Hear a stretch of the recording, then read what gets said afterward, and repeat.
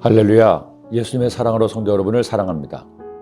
인생만사 세옹지마라는 유명한 고사가 있습니다. 중국의 어느 마을에 세옹이라는 사람이 살았는데 그에게 말이 한 마리가 있었습니다.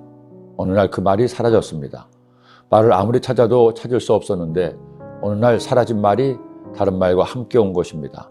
말 한 마리를 더 좋아하던 차에 그 집 아들이 말을 타다가 떨어져서 그만 다리를 다쳐 장애인이 되고 말았습니다. 차라리 말이 안 왔더라면 더 좋았을 텐데 낙심하던 차에 나라의 전쟁이 벌어져서 그 마을의 젊은이들이 모두 전쟁터의 군인으로 나갔다가 대부분 전사했습니다. 하지만 다리를 다친 아들은 장애 때문에 군인으로 나가지 않았고 오히려 생명을 건질 수 있었습니다. 이 일을 계기로 인생이라는 것이 세옹의 말처럼 어떻게 변할지 모른다는 뜻으로 쓰이게 된 것입니다. 이 고사에 딱 어울리는 말씀이 바로 오늘 묵상할 말씀입니다. 라헬을 보고 첫눈에 반한 야곱은 라헬을 사랑해서 아내로 맞이하기 위하여 7년을 무봇으로 외삼촌 라반을 위해 일합니다. 그 7년이 며칠처럼 여겨질 만큼 라헬을 사랑한 야곱입니다. 그렇게 사랑하는 여인을 위해 일한 야곱은 마침내 7년 만에 라헬과 결혼식을 하고 꿈같은 첫날 밤을 보냈습니다. 그런데 다음날 아침 일어나 보니 옆에 누워있는 여인은 라헬이 아닌 레아였습니다. 남을 속이던 야곱이 이번엔 라반에게 보기 좋게 당한 겁니다. 외삼촌에게 따지니 그 지방의 관습에서는 동생이 언니보다 먼저 결혼할 수가 없다는 겁니다. 결혼한 말이 7년을 더 무봇으로 일하면 7일 후에 다시 라헬을 아내로 주겠다는 것입니다. 야곱은 울며 겨자 먹기로 다시 7년을 일할 수밖에 없었습니다. 그렇게 라헬을 위해 청춘을 허비한 야곱이었지만 그래도 사랑하는 여인을 얻은 야곱은 이보다 더 좋을 수 없었습니다. 그런데 이렇게 되자 딱한 사람은 레아입니다. 남편이 자신의 동생도 아내라고 맞았으니 동생과 남편의 사랑을 놓고 경쟁하게 된 겁니다. 더 기가 막힌 것은 이미 그 사랑 싸움에서 자신은 지고 들어갔다는 겁니다. 남편이 동생 라헬만 사랑했기 때문입니다. 야곱이 또한 라헬에게로 들어갔고 그가 레아보다 라헬을 더 사랑하여 다시 7년 동안 라반을 섬겼더라. 그러니 남편은 얻었지만 레아는 결코 행복하지 못했습니다. 그런데 또 하나의 반전이 있습니다. 야훼께서 그런 레아를 불쌍히 보신 겁니다. 그래서 사랑하는 라헬은 아이를 낳지 못했지만 레아의 태는 여서서 레아가 아들을 낳습니다.